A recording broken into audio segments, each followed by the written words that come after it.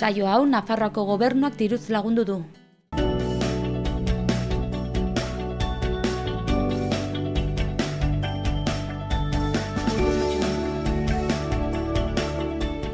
Arratsaldeon guztioi eta ongi etorriak Xaloa telebistara egunez egun Iruñerriko txaketa zaratak saioan gaituzue.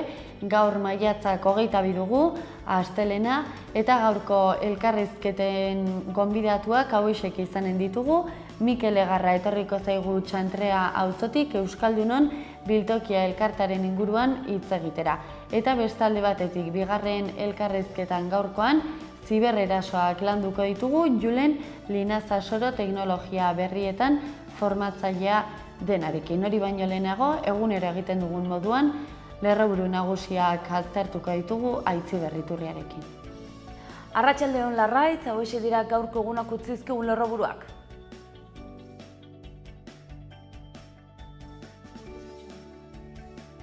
Politika kontuekin hasiko dugu gaurko albistegia. Eduardo Santos izango da Nafarroako alduguko idazkari berria. Bigarren gelditu da Laura Perez 27 botoko aldearekin. Hirugarren Fran Espinosa izan da. Alderdiekin jarraituz EAren presentzia jakin batez bada bermatzen, alderdiko ildo kritikoek EH Bilduren egituran ez sartzea aurre ikusten du. EH Bilduk hartu nahi duen egitura berriaz EAn dagoen desadostasunak ekainaren 3 eta 4ko ohiko kongresuan izango da eztabaidaren puntu nagusia. Erabakitzeko eskubidearen alde ekainaren 18an Nafarroako 24 herritan egingo dituzte herri galdeketak eta kontsulta horietan egingo dituzten galderak aurkeztu dituzte Iruñan.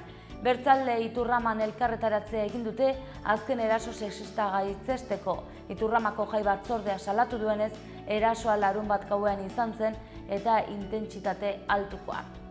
Aldaketa soziala sendotzeko 10 proposamen aurkeztuko dizkiote elak eta labek Nafarroako gobernuari.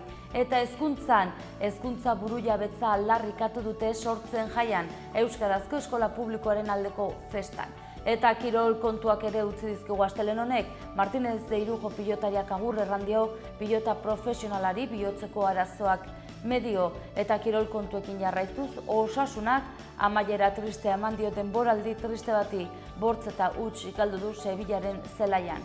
Eta gaurko albisteekin bukatzeko Bardean 24 orduko musika jaialdi elektronikoa antolatu dute uztailaren baterako.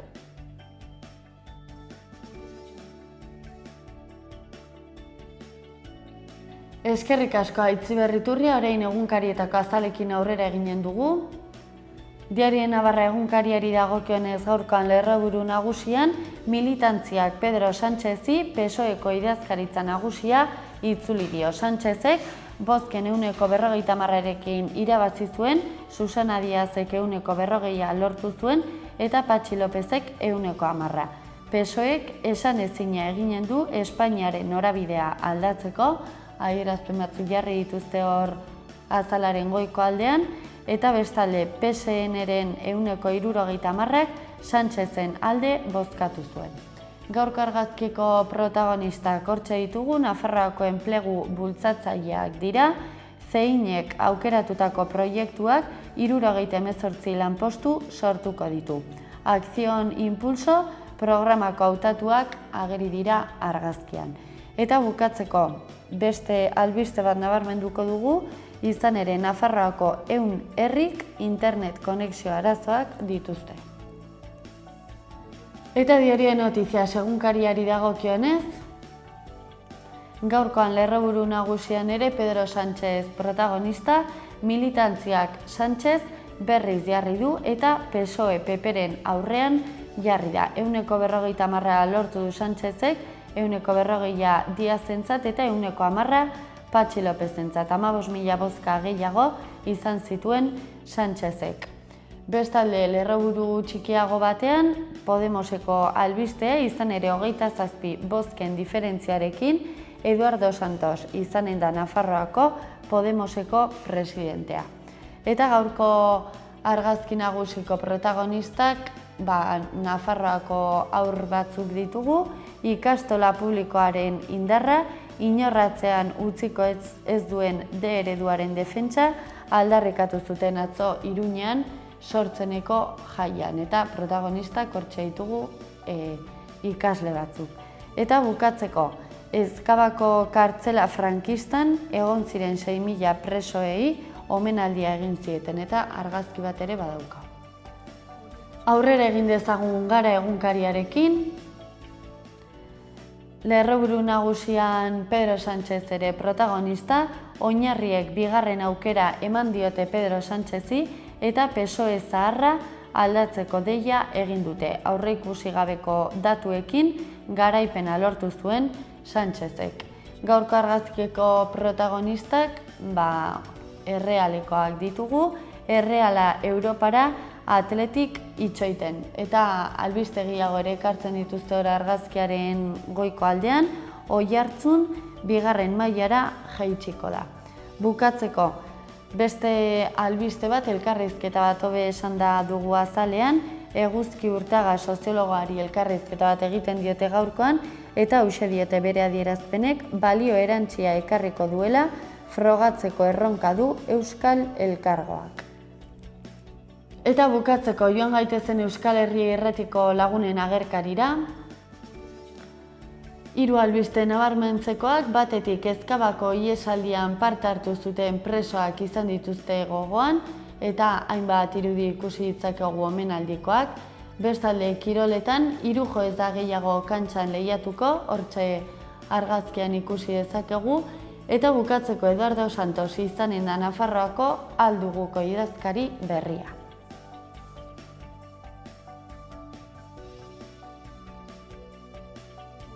Maiatzak 22 dugu gaurkoan, astelena, hauexei dira gaurko egunak utzi dizkigun albisteak Iruñean eta Iruñerrian. Iruñerekin hasteko, Iruñeko udalak 2017ko San Ferminen berri emateko akreditazio prozesua abiatu du. Aurten, online aplikazio bat estreinatuko da, sistema hobetu eta komunikabideen zein profesional grafikoen eskakizunak bideratzeko. Bestela, kultura kontuekin aurrera eginez, Mertxe Sueskun artista iruindarrak eguneroko bizitzako objektuak berrinterpretatzen ditu, haiengan eskulturak begiztatzeko. Edukitzaileak, edukinak eta beste eduki batzuk izeneko erakusketa Zitadelako bolborategian ikusi ahal izanen da uztailaren 2 arte. Eta bestalde, Iruñeko udalak Nasubinsa eta Nafarroako gobernuari eskakizuna egin dio Salestarren proiektua aldatzeko. Animalien arreta zentroak amorruaren aurkako txertoa jarriko du maiatzaren 29-tik ekainaren 3 arte. Ordutegiak udal web orrialdean dituzue. Eta Iruña alde batera utzita joan gaitezen Antsoain aldera.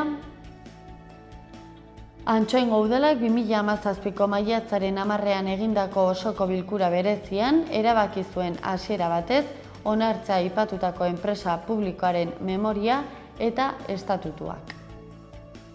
Kontu gehiago Antsoain aldean, Antsoaingo udala euskara talde berriak herrian sortzeko lanean dabil, Zubiarte euskaltegi publikoarekin. Aurrematrikulazioa maiatzaren 25-tik ekainaren 15-era egin daiteke. Eta Antsoaingo kontsumo udal bulegoari dagokionez, asteartero izanen dituzue Iratxe Nafarroako kontsumitzaile elkartaren arreta, goizeko 9:30-tik eguerdiko 1:30 udaletxean. Aurrera egin dezagun Arangurenekin.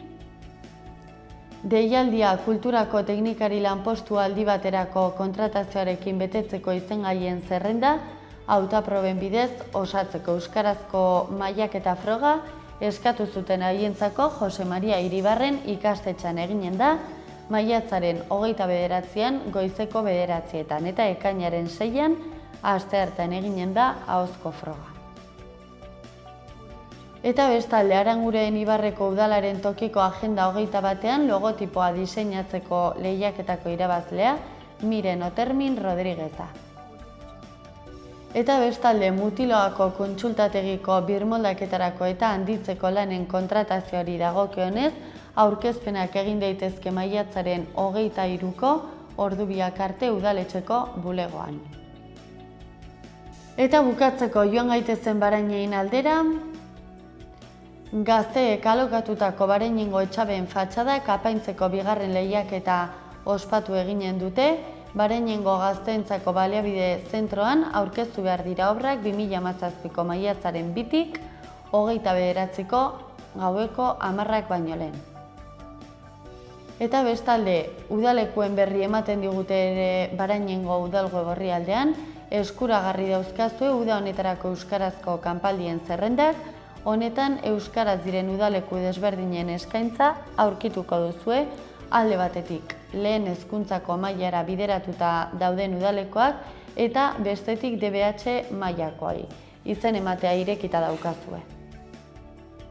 Magazinaren lehenengo zati alde batera utzita, orain aurrera eginen dugu elkarrizketekin, lehenengo gonbidatua gaurkoan, Txantrea auzotik etorriko zaigu, Mikel Legarra, Euskaldunon biltokia elkartaren inguruan hitz egitera. Eta bigarren elkarrizketari dagokionez, gaurkoan zibererasoen inguruan hitz eginen dugu, eta horretarako teknologia berrietan formatzailea den Julen Linaza Soro izanen dugu.